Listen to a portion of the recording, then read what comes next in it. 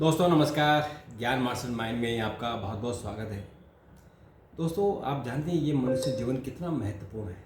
इस जीवन को ऐसे ही मत गंवाइए, क्योंकि 84 लाख योनियों के बाद मनुष्य जीवन मिलता है।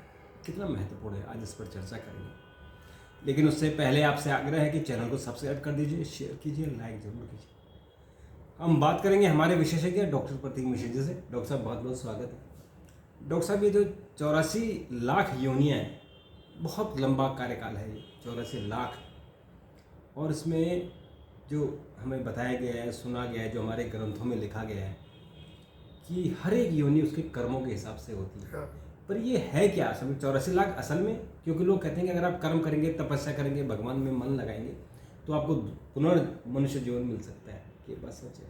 देखिए, मनुष्य के बारे में, ये मनुष्य जन्म के बारे में हमारे शास्त्रों में बताया गया है और कहा गया है कि बड़े भागतन मानुष पावा।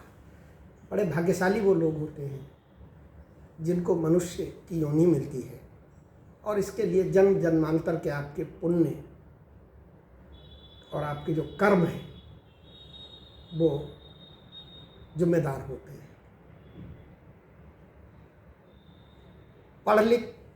पढ़ना, लिखना, सुनना, समझना, मुझे लगता है कि हिंदू धर्म में हर बच्चे ने ये सुना होगा, हर आदमी ये जानता है कि 84 लाख योनियों में 84 लाख योनियाँ होती हैं, और उनमें भटकने के बाद आपको जो है मनुष्य का तन मिलता है, मनुष्य का शरीर मिलता है। दो तीन चीज़ें सनातन धर्म की ऐसी हैं जिस पे कि आलोचक जो है आलोचनाएं करते हैं और सवाल उठाते हैं, और दरअसल उन सवाल उठाने वालों की भी गलती मैं नहीं मानता हूँ। मेरा अपना मानना ये है कि हमारे यहाँ के जो अनपढ़ कुपढ़ टाइप के जो महात्मा संत कथावाचक जो हैं, जो बिना किसी जानकारी के केवल पढ़ी पढ़ाई चीज़ों की, जिनका जो उसके शोध नहीं करते, रिसर्च नहीं करते, ले उड़ते हैं, तो उससे क्या होता है कि वो सनातन धर्म को ही नुकसान पहुँचाने का काम करते हैं और आलोचकों को मौका मिल जाता है कुतर्क करने का। जैसे कि 84 लाख योनियों के बारे में यही जो है लोग कुतर्क करने लगते हैं कि 84 लाख योनियां हैं आप कह रहे हैं, और ये इस पृथ्वी पर तो अकेले 140 करोड़ 42 करोड़ तो भारत में ही।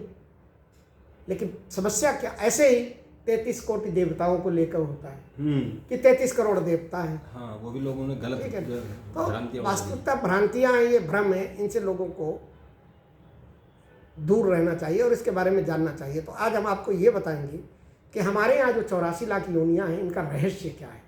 और ऐसा नहीं है, देखिए मैं आपको बताऊंगा और आप इसको खुद देखिएगा कि 84 लाख योनियां अगर हमारे सनातन में, हमारे सनातन के ऋषियों ने, हमारे सनातन धर्म में उनकी व्याख्या की गई है, तो आज का जो आधुनिक साइंस है वो भी 87 लाख के आसपास मान रहा है। बिल्कुल ठीक है ना, उसने भी इतनी ही स्पीसीज की खोज कर रखी है। और ये योनि क्या है, योनि का मतलब ये नहीं 84 लाख से आप कैलकुलेट कर रहे हैं, 84 लाख स्पीसीज है ना। जैसे कि मनुष्य की एक स्पीसीज है, अब उसमें मनुष्य कोरिया का भी हो सकता है, उसमें मनुष्य इंडिया का हो सकता है, उसमें कहीं का भी हो सकता है। एक मनुष्य एक है, ऐसे कीड़े मकोड़ों में कि इंसेक्ट में है कि 6 पैरों वाला है कि 8 पैरों वाला है, ऐसे पक्षियों में, ऐसे जानवरों में, ठीक है ना, 4 पाए, 2 पाए है ना, पंख वाले पक्षी, और जलचर, नभचर, हाँ, पृथ्वी पर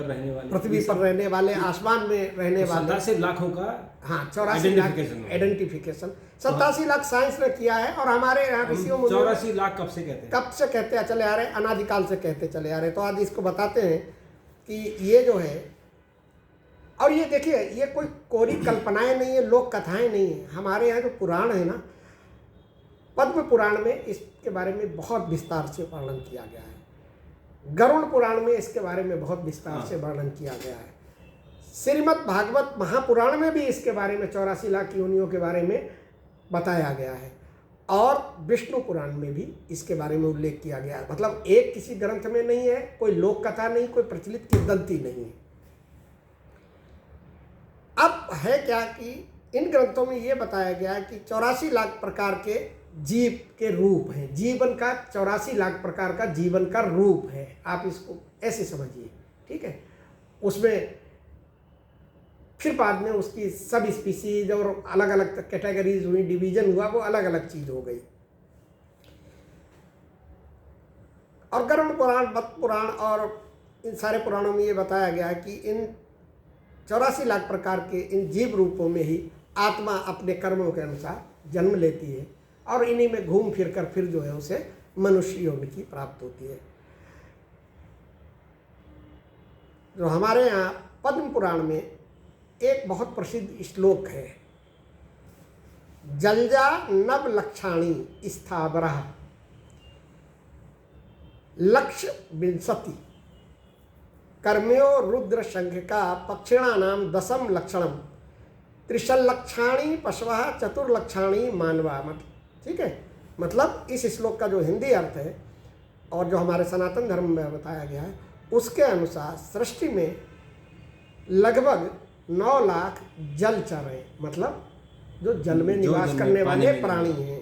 ठीक, 20 लाख स्थावर प्राणी हैं, जो स्थावर मतलब जो पेड़ पौधों पे निवास करते हैं। ठीक है, 11 लाख कीट पतंग हैं और जो आसमान में उड़ते हैं 10 लाख जो है वो पक्षिणाम दशम लक्षणम, मतलब 10 लाख पक्षी हैं। 30 लाख पशु हैं, उस पशु में भी सब सारे पशु हैं, गाय, जानवर, हाथी, ऊंट, ये सब। ठीक है, इस तरीके से। और 4 लाख मनुष्य की योनि बताई गई है हमारे यहाँ विज्ञान में, सनातन धर्म में। इन सभी योनियों में आत्मा अपने कर्मों के हिसाब से जाती है, जन्म लेती है और इसके बारे में गरुड़ पुराण से में बहुत तरीके से बताया गया। गरुड़ पुराण में ये बताया गया कि मनुष्य का जन्म, मनुष्य की योनि प्राप्त करना ये बहुत ही दुर्लभ है, बहुत ही, मतलब इसके पीछे लाखों वर्षों की, हजारों वर्षों की आपकी कर्म, अच्छे कर्म और आपकी तपस्या, साधना, ये सारी चीज़ें काम करती हैं। क्योंकि इसी अवस्था में मनुष्य की योनि ही एक ऐसी योनि है जिसमें कि आत्मा को धर्म, कर्म, मोक्ष का ज्ञान प्राप्त करने का अवसर मिलता है। ठीक है ना। आप देखिए, जानवर हैं, उनको धर्म कर्म के बारे में कुछ भी नहीं पता है। ठीक है ना।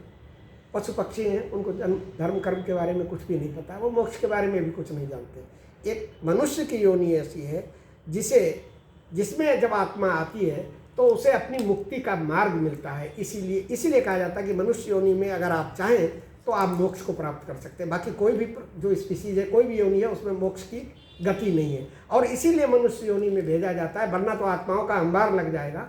मनुष्य को भेजा जाता है मनुष्य योनि में कि यह आपको मौका देता है, प्रकृति आपको, भगवान मौका देता है कि आपको हमने मनुष्य की योनि दी, अब आप इस तरीके के कर्म कीजिए कि आप जो है मोक्ष को प्राप्त करिए, दोबारा आपकी आत्मा को जन्म मरण के बंधन से मुक्त हो जाए, इसको नहीं जन्म लेना पड़े, किसी कीट पतंगे में नहीं जाए। लेकिन उसके बाद भी मनुष्य की समझ में नहीं आता है। मनुष्य के अंदर ही ये क्षमता होती है कि विवेक, बुद्धि उस मनुष्य के अंदर ही होती है। मनुष्य योनि वाले में ही विवेक होता है, बुद्धि होती है और उसको निर्णय लेने की एक क्षमता होती है। श्रीमद् भागवत महापुराण में कहा गया है कि मनुष्य जीवन का जो उद्देश्य है वो केवल भोग नहीं है, जिसे अमूमन आम आदमी जो है ये समझ लेता है कि भैया ये हमें भगवान ने ये दिया है और उसको खूब ऐशो आराम विलास के साथ आप जिए, है ना, और भौतिक सुखों में आप डूब जाएं। पता चले कि जो आपको मौका मिला है मनुष्य योनि का, वो आपने खो दिया। आपको ये दिया गया है, ये आपको मनुष्य योनि मिली है, ये इसलिए मिली है कि इसमें आप इन सब चीज़ों से ऊपर उठकर आत्मज्ञान और मोक्ष की प्राप्ति जैसे काम करें, ऐसे कर्म करें कि जिससे आत्मा जन्म मरण के बंधन से मुक्त हो जाए। देखिए, ये असल में 84 लाख योनियों का जो सिद्धांत हमारे ऋषियों मुनियों ने जो बताया था, जो हमारे धर्म ग्रंथों में लिखा हुआ है, ये कोई मतलब गुणा भाग जैसी चीज़ नहीं है, गिनती नहीं है। ठीक है ना, कि ये कोई इस तरीके की चीज़ हो कि सब इतनी संख्या है, बल्कि ये सनातन धर्म का एक गहरा आध्यात्मिक संदेश इसमें छुपा हुआ है। और वो संदेश क्या है कि मनुष्य का जन्म बहुत मूल्यवान है, बड़ी मुश्किल से मनुष्य का जन्म मिलता है और इसका उपयोग आप अपनी आत्मिक उन्नति के लिए, आत्मज्ञान के लिए, समाज कल्याण के लिए, देश कल्याण के लिए और मोक्ष की प्राप्ति के लिए कीजिए। ठीक है ना, ये इसके पीछे संदेश छुपा हुआ। अब मैं आपको देखो बताता हूँ कि आप लोग जो कुतर्क करते हैं उनके लिए जवाब होगा कि आधुनिक जीव विज्ञान में पृथ्वी पर कुल प्रजातियों का अनुमान अलग अलग वैज्ञानिकों ने अलग अलग लगाया है और ये 80 और 80 और 89 के बीच में है।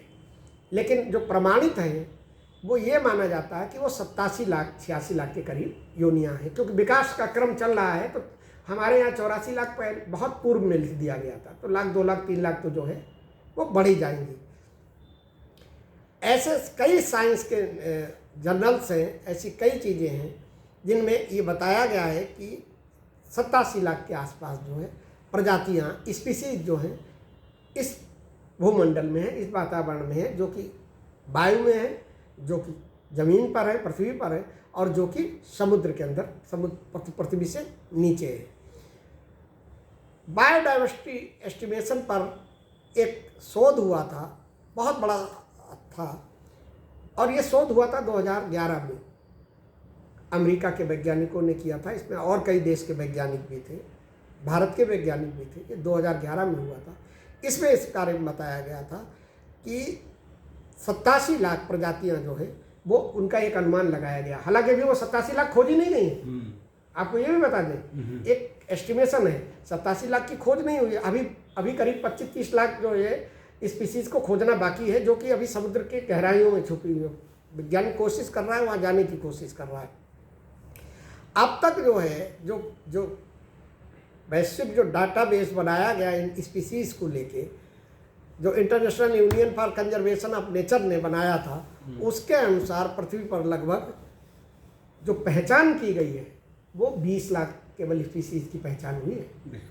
आप ये समझ लीजिए, अभी एक चौथाई की पहचान की गई। लेकिन जो एक अनुमान है वो ये है कि 80 से और 87 लाख के बीच में हो सकता है। ये 84 लाख ही हो एग्जैक्ट, है ना, तो ये समानता है। लेकिन पहचान जो अभी वो 20 लाख की स्पीसीज की हुई, वैज्ञानिक लगे हुए। अभी भी माना जा रहा है कि पृथ्वी के अंदर जो है काफ़ी प्रजातियां जो हैं, करीब 70 लाख के 65 लाख के आसपास जो है पृथ्वी के मतलब उनकी तलाश की जा रही है। मतलब कुछ तो पता लग गए, जैसे पता लगती है रोज़ खबरें छपती कि नई चीज़ मिली। हाँ, वो उसकी जो अभी डेटाबेस बनाया गया वो 20 लाख है ना। और समुद्र की गहराइयों में हो सकती है, पहुँच ही नहीं पाया, अभी पहुँच नहीं पाया। लेकिन हमारे सनातन धर्म ने 84 लाख के बारे में, योनियों के बारे में बता दिया है, और विज्ञान ने भी ये अनुमान लगा लिया कि 87 लाख के आसपास है।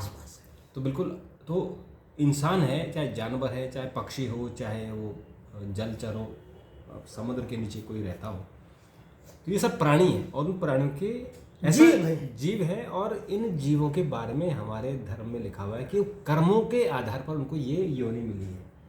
वो मगरमच्छ क्यों बनाए, वो कुत्ता क्यों बनाए, वो गाय क्यों बनाए, वो इंसान क्यों बनाए, वो कर्मों के आधार पे, ताकि इंसान गलत कर्म न करे, वो सही कर्म रखें, अपना मन शांत रखे और भगवान प्रभु पर अपना ध्यान रखे। ये एक प्रकृति का चक्र है, साइंस का भी है ना।